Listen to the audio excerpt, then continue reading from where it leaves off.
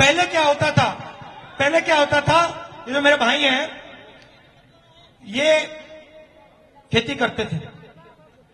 अब ये चाहते, ठहर जाइए भैया, अब ये इनको लगता था और शायद लगता है कि हिंदुस्तान में खेती में फ्यूचर नहीं है। सही, हिंदुस्तान, इनको लगता है, आज भी लगता है, पहले भी लगता था कि भाई हिंदुस्तान में खेती में फ्यूचर नहीं है। तो इनके रास्ते कौन से थे? एक रास्ता था सेना, राइट।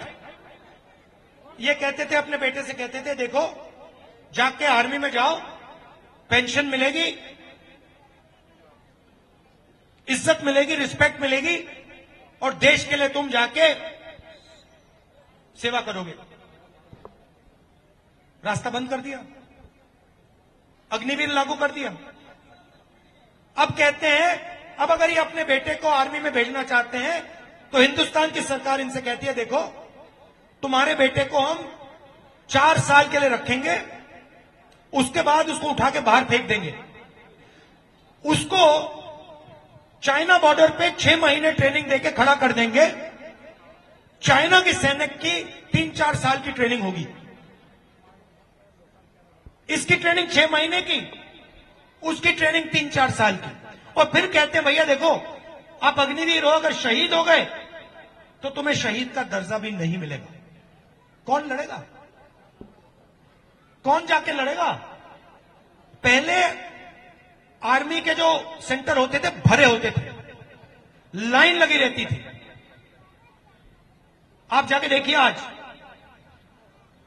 खाली है, कोई अग्निवीर नहीं बनना चाहता, तो वो रास्ता भी बंद कर दिया।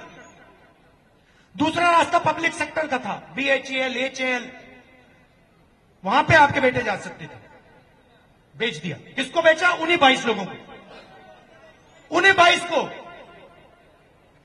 पहले हथियार पब्लिक सेक्टर बनाती थी।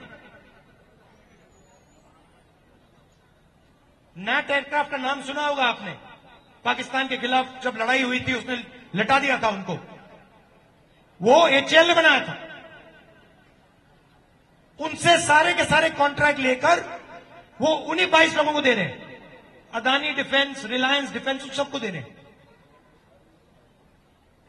और जहां भी आप देखोगे, अगर आप छोटे व्यापारी हो, मजदूर हो, किसान हो, आपके सारे रास्ते एक के बाद एक बंद हो रहे हैं।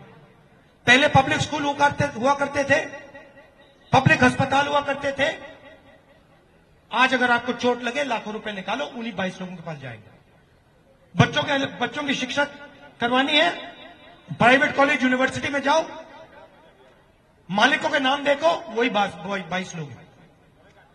तो ये मैं आपसे कहना चाह रहा था कि आपको अपने हक की लड़ाई लड़नी है।